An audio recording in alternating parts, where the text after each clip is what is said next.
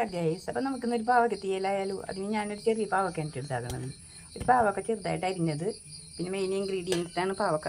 ഒരു സവാള ചെറുതായി അരിഞ്ഞത്, വെളുത്തുള്ളി 3-4 ചെറുതായിട്ട് അരിഞ്ഞത്, 3-4 തണ്ട് വേപ്പില, 4 പച്ചമുളക് നീളത്തിൽ കീറിയത്, അതേപോലെ അതെ വാളംപുളി, പിന്നെ ഇതിനകത്ത് വെളിച്ചെണ്ണ, മല്ലിപ്പൊടി, മുളക് പൊടി അങ്ങനെയുള്ള സാധനങ്ങളൊക്കെ ഉണ്ട്. അപ്പോൾ നമുക്ക് ഉണ്ടാക്കിയാലോ? വരൂ കമാ. അപ്പോൾ നമുക്ക് തീയലുണ്ടാക്കാനുള്ള പാൻ അടുപ്പത്ത് വെച്ചിട്ടുണ്ട് കേട്ടോ. പാൻ ചൂടാവട്ടെ. ഹലോ ഗൈസ്, എണ്ണ ചൂടായി നമുക്ക് കടുകിട്ട് കൊടുക്കാം കേട്ടോ. കടുക് ഇവിടെ പൊട്ടിക്കഴിഞ്ഞ് അപ്പോൾ നമുക്ക് ഇനി ബാക്കിയുള്ള സാധനങ്ങളൊക്കെ ഇട്ട് കൊടുക്കാം. ഒന്നിട്ട് കൊടുക്കാം. ഇത് നല്ലോണം വാടത്തേക്കാം. 2 മിനിറ്റ് വാടത്തെ. എന്നിട്ട് നമുക്ക് പാവക്കിട്ട് കൊടുക്കാം. സ്പൂൺ മുളക് പൊടി ഇട്ട് കൊടുക്കാം. സ്പൂൺ മല്ലി പൊടി ഇട്ട് കൊടുക്കാം കേട്ടോ. നമ്മുടെ മല്ലിമുളകും ഒക്കെ മൂത്തട്ടെ. നമുക്കപ്പോൾ ഇത് പാവക്ക കൂടി ഇതിനകത്തേക്ക് ഇട്ട് കൊടുക്കാം കേട്ടോ. ഇതൊന്ന് ഇളക്കി മിക്സ് ചെയ്തിടാം. ഗൈസ്, നമുക്ക് ഉപ്പിട്ട് കൊടുക്കാം കേട്ടോ. അപ്പോൾ നല്ലോണം വാടിക്കോളും.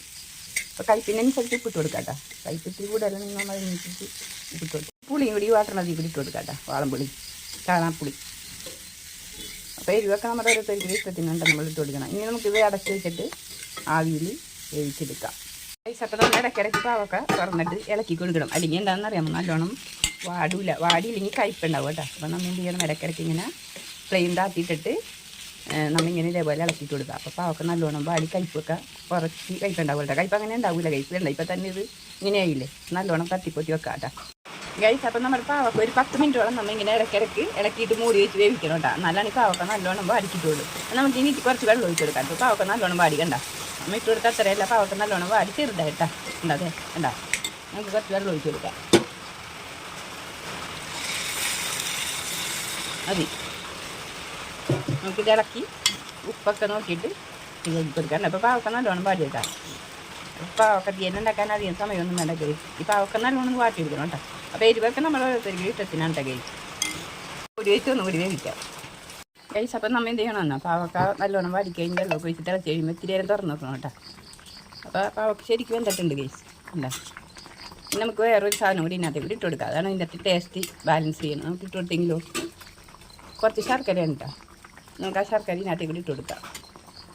ഒരു ടേസ്റ്റ് കിട്ടും. പിന്നെ ഇത് പതുക്കെ ഒന്നും കൂടി തിളക്കട്ടെ കേട്ടോ. അപ്പോൾ നമ്മുടെ പാവക്ക തീയൽ റെഡി ആയിട്ടാ. ഇത് വേഗം കഴിയുന്ന ഒരു പരിപാടിയാണ് കേട്ടോ. ആ പാവക്ക ഓർമ്മ നേരം മാത്രം മതി. വേറെ എല്ലാവരും നമുക്ക് തേങ്ങ വേണമെങ്കിൽ വറുത്തരച്ച് നല്ലപോലെ വറുത്തിട്ട് അരച്ച് ഇതിനകത്ത് ഇവിടെ ചേർത്താലും നല്ല ടേസ്റ്റ് ആയിരിക്കും. പക്ഷേ ഞാനിങ്ങനെ എന്താ ചെയ്യുന്നത്, നല്ല ടേസ്റ്റാണ്. അപ്പോൾ ഇതേപോലെ എല്ലാവരും ചെയ്ത് നോക്കുക. എല്ലാവർക്കും ഇഷ്ടപ്പെട്ട. അപ്പം നമ്മുടെ പാവക്ക തീയൽ റെഡിയായി. എല്ലാവരും ചെയ്ത് നോക്കുക. വേഗം കഴിയും. എളുപ്പത്തിൽ പോകേണ്ട ആൾക്കാർക്ക് വേഗം ചെയ്തൊന്നും പോകാം. നല്ല ടേസ്റ്റുമാണ് കേട്ടോ. തേങ്ങ വറുത്തരച്ചാലും ഇതിനും രുചിയാണ്. അപ്പോൾ ഈ വീഡിയോ ഇന്ന് ഇത്ര ഉള്ളൂ കേട്ടോ.